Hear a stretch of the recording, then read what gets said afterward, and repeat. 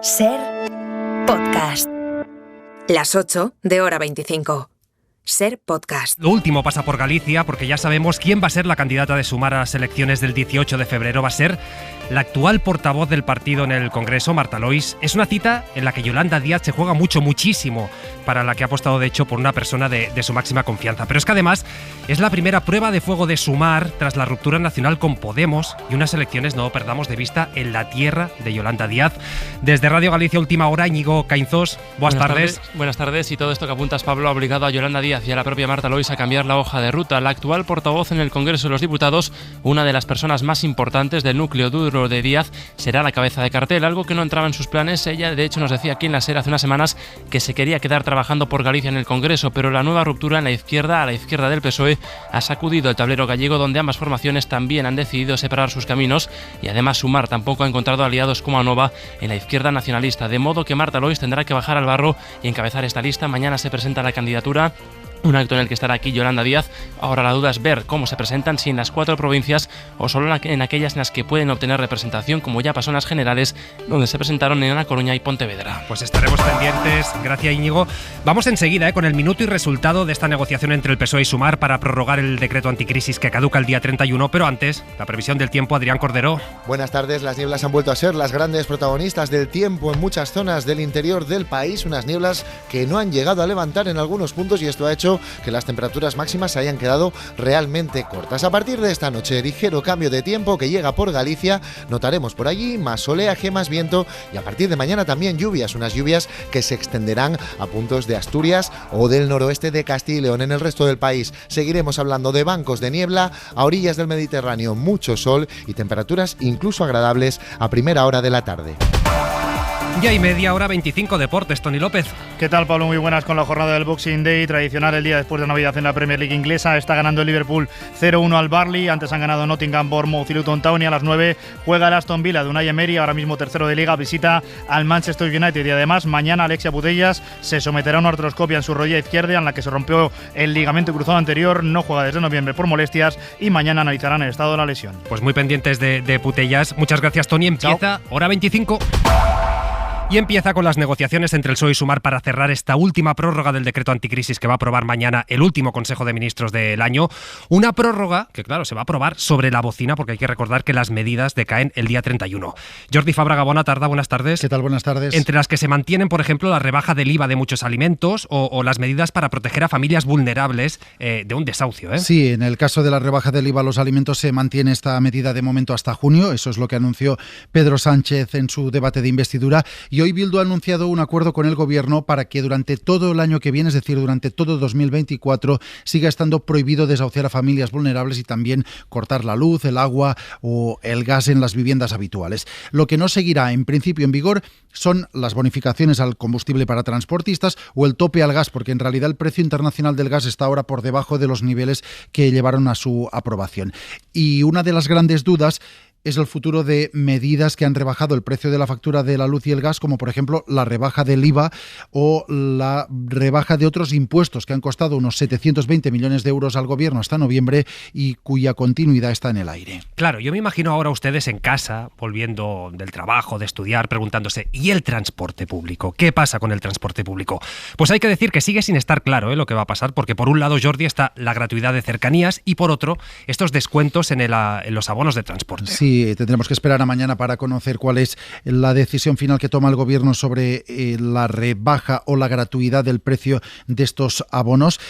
En el caso de los transportes de gestión estatal, como son por ejemplo los cercanías de Renfe, los trenes de media distancia y algunas líneas de autobús que tenían abonos gratuitos, lo que anunció el presidente del Gobierno es que iban a continuar siendo gratuitos para jóvenes, para menores y para desempleados. Falta concretar el detalle de la medida. Partido Socialista y Sumar, de hecho, siguen negociando una posible extensión de las rebajas también a otros colectivos. Y en cuanto a la otra parte, la que afecta a los descuentos en los transportes que no son titularidad del Estado, que dependen de los ayuntamientos o de las comunidades autónomas, en este caso son descuentos que el Gobierno ayudó a financiar en parte, pero que quien tomaba la decisión sobre su continuidad han sido siempre los gobiernos autonómicos o locales, que vuelven a ser ahora los que tienen que decidir si los mantienen o no. Así, mañana en principio de una parte salimos de dudas. Eso del resto esperamos un poquito más. Gracias, Jordi Fábrega. Y a 2 días de que se apruebe la moción de censura en Pamplona, el PSOE denuncia que el concejal que tenía que sustituir en el pleno a la ministra Elma Saiz ha renunciado a coger el acta de concejal por los insultos, por las presiones, por el señalamiento de Unión del Pueblo Navarro, de UPN. En su carta de renuncia, el concejal habla de motivos personales, pero resulta que los socialistas aseguran que el motivo real es este clima, es esta presión. Y es verdad que con la renuncia el PSOE va a perder un voto en este debate de la moción de censura, aunque hay que decir que las mayorías no peligran y que, por tanto, sí o sí, la moción de censura va a salir adelante.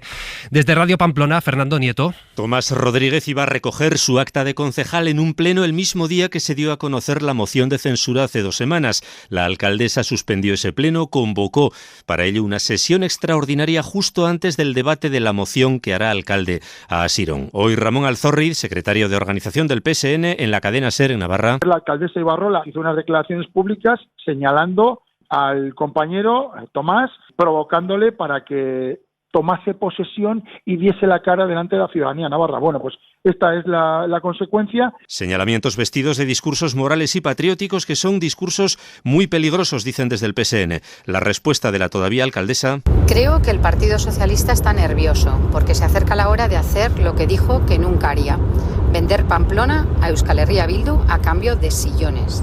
Y añade que el portavoz socialista en Navarra sería capaz de autolesionarse para luego acusar a alguien de UPN del daño sufrido. Y todavía en Pamplona, se acordarán, año 2005, debate sobre el estado de la nación. Mariano Rajoy acusa a Zapatero de traicionar a las víctimas de ETA. Pues bien, ha vuelto a ocurrir. El Partido Popular acusa en esta ocasión a Pedro Sánchez de traicionar a las víctimas y más concretamente a las víctimas socialistas, a los que asesinó esta banda terrorista. Elías Bendodo, vicesecretario de Coordinación Autonómica. Son más de 1000 víctimas, muchos de nuestro partido, del Partido Popular, pero también muchos concejales y dirigentes del Partido Socialista. Y ahora Sánchez los traiciona y le entrega a sus herederos la alcaldía de Pamplona. Pero es que hay que decir que no es el PP el único que menciona a las víctimas de ETA para criticar el pacto del PSOE con Bildu. También lo ha hecho el secretario general de la Conferencia Episcopal, que dice que estas víctimas merecen el mismo respeto que las de los abusos sexuales. Claro, aquí habría que preguntar a las víctimas de la pederastia en la Iglesia, pues si creen que la Conferencia Episcopal les ha respetado como Dios manda. Adela Molina. Los obispos critican el pacto del PSOE con Bildu para darle la alcaldía de Pamplona con esta comparación. Declaraciones del portavoz de la Conferencia Episcopal, César García Magán, a Europa Press. Las víctimas del terrorismo no son números, son casos con nombre y apellidos. Y el mismo respeto merecen esas víctimas del terrorismo que las víctimas de los abusos sexuales. Hay que ser muy cuidadosos con el dolor de las personas y el dolor de la sociedad. En su último informe sobre los abusos a menores, la jerarquía católica llega a cuestionar la auditoría que ella misma encargó a un despacho de abogados y cataloga las denuncias recibidas en función de su supuesta veracidad. El portavoz en esa entrevista también sube el tono contra la ley de amnistía. Porque si no respetamos el imperio de la ley, la alternativa al Estado de Derecho, al imperio de la ley, es la tiranía. García Magán pide respetar la autonomía del Poder Judicial y advierte de que en los países donde los jueces pierden esa libertad se observan experimentos sociopolíticos. Y vamos ya a Gaza, porque Israel eleva ya la guerra a un conflicto que va más allá de lo regional. Concretamente, el ministro de Defensa de Netanyahu asegura que su ejército combate ya en 7 frentes. Gaza, Lebanon, Siria. Y es que además de Gaza y Cisjordania, donde han muerto cerca de 21.000 personas, enumera también el Líbano, Siria, Yemen, Irak, Irán, 7 frentes en total, y además avisa al ministro de que Israel va a responder no solo en estos frentes, sino en todos los territorios en los que sea necesario. Isabel Villar, buenas tardes. Buenas tardes. Territorios en los que hay movimiento. Hoy resulta que los hutíes de Yemen acaban de decir que han atacado con drones una ciudad israelí y zonas de la Palestina ocupada. Además, aseguran haber atacado con misiles un carguero de MSC en el Mar Rojo. Esto en lo que tiene que ver con los hutíes de Yemen. En Líbano, Israel ha atacado posiciones de Hezbollah e Irán amenaza con represalias después de que Israel matara a un comandante de la Guardia Revolucionaria iraní en Siria. Movimientos en la región. Israel verbaliza que el conflicto se extiende a la vez que confirma que va para largo. El jefe del ejército ha dicho esta tarde que prevén que la guerra en Gaza continúe durante meses porque no hay atajos, asegura, para desmantelar Hamas. Gracias, Isa. Y también es noticia de la tarde. En Argentina, Javier Milei sigue con su plan de desguazar el Estado y, atención, anula más de 5.000 contratos de funcionarios públicos. En un decreto que ha aprobado esta tarde, el gobierno ha dado de baja los contratos de todos los interinos, de todos los que han ingresado en la administración en el último año. Según el Ejecutivo, insistimos, son unos 5.000, pero es verdad que hay asociaciones que directamente los elevan, estos despidos, a 7.000, 2.000 más. Claro, como se pueden imaginar, los sindicatos pues ya preparan nuevas manifestaciones. Ángel Villascusa. Una medida que la Asociación de Trabajadores del Estado ha calificado de agresión. El Sindicato de Empleados Públicos le ha dicho al Gobierno en un comunicado que no espere que vayan a aceptar ni un solo despido. El decreto va a afectar, según el portavoz del Gobierno, a unos 5.000 empleados públicos que perderán su empleo este próximo 31 de diciembre, aunque algunas organizaciones temen que la cifra se eleve hasta los 7.000. Los sindicatos, que ya habían convocado manifestaciones, anuncian más protestas y el portavoz del Gobierno, Madul Adorni, les lanza esta advertencia. Quienes anuncian protestas, uno entiende quién está del lado del cambio y de una Argentina distinta y quién está en defensa de sus propios intereses y de defender o quienes se benefician con el status quo. Desde que el economista ultra llegó a la presidencia hace solo 2 semanas, se ha aprobado una devaluación del peso de más del 50%, la suspensión de las obras públicas o la reducción de los subsidios al transporte y a la energía, que se ha cebado con los más vulnerables. Y hasta ahora el Pastilla sigue huido, que dirán, ¿quién es el Pastilla? Pues es el sicario de 20 años acusado de 2 asesinatos que el sábado pasado se fugó de la cárcel de Alcalá Meco en Madrid. Ahora, no se imaginen una fuga de película, nada de eso. Resulta que salió por la puerta, que se infiltró pues entre unos familiares que entraron a visitar presos por Navidad y se escapó con ellos. Y no, todavía no lo han pillado. Radio Madrid, Alfonso Gea. No lo han pillado todavía, pero lo cierto es que para lograr una fuga tan simple como esta, alguien le ha debido de prestar ayuda. Por eso, una de las líneas de investigación es su entorno más cercano. El Pastilla ingresó en la cárcel de Alcalá Meco el pasado puente de la Constitución, acusado de 2 asesinatos. De profesión sicario, no parece que sea un profesional de las muertes por encargo, porque hace meses acabó con la vida de un joven en Algeciras al que confundió con la persona a la que debía matar. Ambos utilizaban el mismo tipo de vehículo. Por si fuera poco, presuntamente asesinó después al jefe del grupo narco que le había contratado. El Pastilla tiene 20 años y vino al mundo en Ceuta. Allí comenzó a tener relación con las mafias del tráfico de drogas. Su fuga se producía el sábado por la tarde, coincidiendo con las visitas de familiares de presos. A pesar de ser un recluso muy peligroso, es interno de especial seguimiento, logró infiltrarse entre esos familiares y salir por la puerta con absoluta normalidad. Y todavía en Madrid, pero por motivos muy distintos. Esto que van a escuchar es lo que hizo el presidente del Pleno del Ayuntamiento de Madrid, Borja Fanjul, del PP, después de que Ortega Smith lanzara de un carpetazo una botella al concejal de Más Madrid, Eduardo Rubiño, porque no le gustó un comentario que le hizo. ¿Le puede usted preguntar y no darle la palabra al señor Fernández Rubiño si se disculpa con lo que le ha dicho? ¿Pero cómo se va a disculpar por haber Bueno, esto hizo Fanjul, preguntar si Rubiño quería disculparse con Ortega Smith, mandarle callar a Rubiño, no Ortega Smith, insistimos, y despachar con un feliz Navidad a los concejales de Más Madrid que se levantaron y que se fueron en señal de protesta. No se parece mucho a la reacción que tuvo Fanjul hace unos meses cuando en otro pleno un concejal del PSOE le tocó la cara al alcalde de Madrid. Le llamo al orden por primera vez y le advierto que si le llamo al orden por segunda vez tiene que abandonar el salón de plenos. Le llamo al orden por segunda vez. Como le vuelvo a llamar al orden, le echo del salón de plenos. Señor Biondi, abandone el salón de plenos inmediatamente. Bueno, hay una diferencia que yo creo que es evidente, pero el PP ha salido a defenderlo. Acusan a la izquierda de sobreactuar al criticar la actuación del presidente del Pleno. Radio Madrid, Adrián Prado. Defensa cerrada encabezada por el alcalde de Madrid, que considera que el presidente del Pleno actuó correctamente y que cumplió con el reglamento. Frente a las denuncias de la izquierda sobre el doble rasero entre la agresión del concejal socialista Daniel Biondi hace unos meses con la de Ortega Smith el viernes pasado, Almeida responde. El señor Biondi se mantuvo de pie y no hacía caso a los requerimientos del presidente del Pleno, que le tuvo que avisar 3 veces. En este caso, el señor Fanjul hizo caso a los requerimientos que le hizo la señora Maestre. La señora Maestre le solicitó hasta en 3 ocasiones que le diera la palabra al señor Ortega Smith para que se disculpara. Almeida, que acusa a la izquierda de querer sacar beneficio político de toda esta situación, mientras la dirección nacional del PP evita mojarse sobre lo que debe hacer Vox con Ortega Smith. Elías Bendodo es el vicesecretario de Política Autonómica y Municipal de los Populares. Yo creo que las decisiones de cómo deben actuar los dirigentes de un partido debe tomarlas el propio partido. y la decisión sobre lo que tiene que hacer el señor Ortega Smith la tiene que tomar el señor Ortega Smith y su propio partido. El PP además asegura que lo ocurrido no va a cambiar su política de pactos con la ultraderecha. Y estamos a la espera de avances en la renovación del Poder Judicial. Ya saben que la semana pasada Sánchez aceptó la propuesta de Feijóo para que la Comisión Europea medie en las conversaciones sobre el desbloqueo.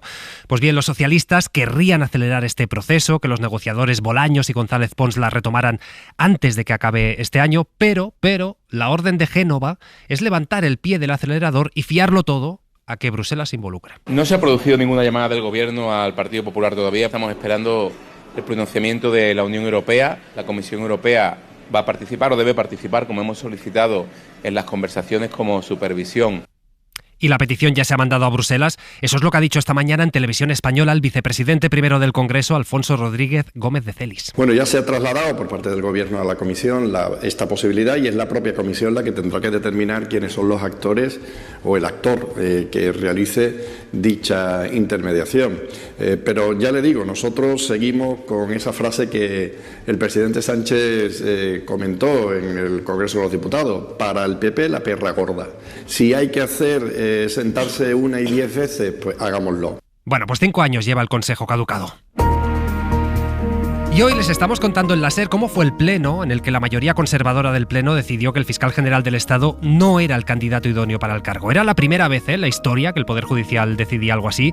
La votación fue muy ajustada y el pleno, tenemos que decir, Pedro Jiménez, tenso. Venceslao Lea, magistrado del Tribunal Supremo, fue el primero en intervenir y el que puso encima de la mesa todos los argumentos para rechazar la idoneidad de Álvaro García. Las sentencias del Supremo que anularon los nombramientos de Lola Delgado y del fiscal de menores, la falta de apoyo a los fiscales del Prusés y hasta la política de nombramientos porque dijo que no era transparente. Los más duros, sin embargo, fueron José María Macías y Juan Antonio Ballestero. El primero dijo que el candidato no tenía reconocido prestigio de ninguna manera y que la sentencia del Supremo que le había condenado por desviación de poder al elegir a Dolores Delgado se quedó corta. El segundo dijo que estamos a las puertas de que un fiscal general tenga un poder omnímodo, la persona con mayor poder, cuando entre en vigor la reforma que da la instrucción de las causas a la Fiscalía, por lo que añadió, su dirección no se puede dejar en manos de alguien cercano al gobierno. Del bloque conservador, solo el presidente en funciones y Juan Martínez Moya hablaron a favor de García Ortiz. Del lado progresista, Clara Martínez de Careaga señaló que también el Supremo ha anulado nombramientos al Consejo y eso no ha supuesto una deslegitimación ni del presidente ni de los vocales. Si estos días están escuchando la SER, hombre, se habrán dado cuenta. Estamos bastante mocosos, sí. Buenos días. La propuesta de Egipto no prospera de momento porque ambas partes no están dispuestas a renunciar a sus principales objetivos. Moscú minimiza el ataque y solo asume que el barco ha sido dañado y que en el bombardeo ha muerto una persona y 2 han resultado heridas. La policía de la India está investigando una explosión cerca de la embajada de Israel en Nueva Delhi sin heridos ni daños. Y no se crean que es que somos aquí de repente un foco de virus, nada de eso. La SER no es la excepción, ¿eh? Las Navidades han traído un repunte en los casos de gripe. De hecho, los casos han subido más del doble en la última semana y también se nota más incidencia del COVID, Mariola Lourido. Es en atención primaria donde están notando el aumento de la gripe, COVID y demás infecciones respiratorias. Estamos todavía al inicio de la epidemia de gripe. Hay más casos de los que se notifican y lo peor, el pico está por llegar. También de gripe, que no hay que olvidar que es una enfermedad que minusvaloramos muchísimas veces y más grave de lo que parece. Conviene protegernos nosotros mismos, pero también proteger a las personas con las que nos relacionamos, y más en unas fechas como estas. Óscar Zurriaga, el presidente de la Sociedad de Epidemiología, recomendó en Hoy por Hoy para la COVID hacerse tests, mascarilla y vacunas, sobre todo mayores y vulnerables. Yo haría también un llamamiento a que aquellos que no hayan todavía recibido ese refuerzo vacunal, pues opten por él. Vacunas que protegen de enfermedad grave y muerte ante la nueva variante de Omicron, que Zurriaga no descarta que llegue a España, pero que en todo caso no debe preocuparnos más que las otras. Bueno, y escuchen esta historia, ¿eh? Los padres de una bebé de 2 meses resulta que han conseguido salvarle la vida tras atragantarse con la leche, y lo han hecho gracias a las indicaciones que les dio una enfermera por teléfono. La enfermera, como decimos, estuvo hablando con ellos en todo momento, al otro lado de la línea, mientras los padres llevaban a la pequeña a urgencias y así pues consiguieron salvarla. Esto ocurrió en Nochebuena en Orihuela, Mapardo. La niña de 2 meses volvió a nacer en plena Nochebuena. En una vivienda de Orihuela Costa, la pequeña se había atragantado bebiendo leche. Su familia llamó angustiada al 112 a la vez que ya se disponía a trasladarse al hospital de Torrevieja en su vehículo. Fue durante ese breve trayecto cuando la enfermera de guardia fue dando las indicaciones al familiar para que la pequeña consiguiera volver a respirar. Marta Martínez Campos lo explica así. Durante el trayecto se hacen las maniobras que enfermería les vamos diciendo, y cuando llevan entre 3 y 4 ciclos se oye al niño empezar al bebé, niño o niña, se oye al bebé empezar a llorar, por lo que la familia comenta que ha empezado a respirar y que por tanto está consciente. Hasta que no entraron en urgencias, mantuvieron la comunicación por teléfono y una vez dentro, la pequeña se recuperó rápido y esa misma noche fue dada de alta. Y la Fiscalía de Barcelona investiga a 2 menores por difundir imágenes de pornografía infantil hechas con inteligencia artificial. Cogían fotos de niñas en redes sociales, las desnudaban y luego vendían todo este material. Desde Radio Barcelona, Oriol Soler. Según cuenta la Fiscalía, en los 2 casos se trata de chavales que cogían las fotos de las niñas en redes sociales y las desnudaban con aplicaciones de inteligencia artificial. Después distribuían las imágenes por internet. Uno de los 2 casos es un chico de Suria, 17 años, que llevaba 3 años haciendo esto. Ofrecía como servicio el proceso de convertir la imagen normal de una menor en una foto pornográfica. Le detuvieron en su casa, donde la policía encontró una gran cantidad de archivos pedófilos que vendía de forma masiva en plataformas online y aplicaciones de mensajería. Del otro caso no hay detalles, pero la Fiscalía también lo investiga para llevar a los 2 responsables ante un juez. Y en Francia hay polémica por una tribuna que han publicado hoy medio centenar de artistas en el diario Le Figaro para defender a Gerard Depardieu tras las acusaciones de agresión sexual por parte de varias mujeres. Entre los firmantes, Carla Bruni, por ejemplo, que denuncian un linchamiento mediático contra el actor Raquel García. Primero fue Emmanuel Macron, que defendió a Depardieu a pesar de que sobre él pesan más de una decena de denuncias por violación y agresión sexual, incluida la de una periodista española. El presidente francés dijo en la televisión pública que era un gran admirador del actor y que detestaba las cacerías a los hombres. Esa cerrada defensa levantó hace unos días ampollas, como está ocurriendo ahora con esta tribuna en Le Figaro, que firman medio centenar de personalidades del mundo de la cultura. Nombres como Bertrand Blier, Carole Bouquet, Carla Bruni. Bajo el título No borren a Gerard Depardieu, critican el linchamiento mediático que está sufriendo el actor, al que definen como último pilar sagrado del cine y que asociaciones feministas ya han calificado como la tribuna de la vergüenza. O el movimiento Me Too Media, que ha denunciado ese viejo mundo del cine que es el que está tras la plataforma de apoyo a Depardieu. A las denuncias por violación hay que sumar el polémico vídeo con comentarios obscenos que hacía Depardieu hacia las mujeres y que han abierto el debate sobre la impunidad y el silencio que desde hace años rodean al actor, considerado una leyenda viva del cine en Francia. Bueno, y en la SER también hemos hablado con otro actor, con Michael Fassbender. El actor alemán protagoniza El peor equipo del mundo, una comedia sobre la mayor goleada del fútbol, un 31-0 entre Australia y Samoa Americana. Lo ha entrevistado José Manuel Romero. Tras un tiempo de parón y protagonizar El asesino de David Fincher... Hola. ¿Qué tal? Michael Fassbender se atreve con el español y con la comedia. Big fan and I wanted to work with him. Dice el actor alemán que le apetecía trabajar con Taika Waititi, director de Jojo Rabbit, en esta historia de perdedores, el peor equipo del mundo. Todo el mundo está obsesionado con ganar y tener éxito en estos días, explica el autor, que lleva a pantalla una historia real de superación. No hemos marcado un solo gol. La de la selección de fútbol de Samoa Americana tras perder 31-0 con Australia. ¡Qué humillación! Una comedia al estilo Campeones de Javier Fesser que da voz a este pueblo del Pacífico y también muestra su cultura, como la figura de las Fafafin. En ese equipo estaba la primera mujer trans en jugar un partido oficial, Yaya Saelúa, que hoy es embajadora de igualdad de la FIFA. Minuto 25, de hora 25. Para no perderte ningún episodio, síguenos en la aplicación o la web de la SER, Podium Podcast o tu plataforma de audio favorita.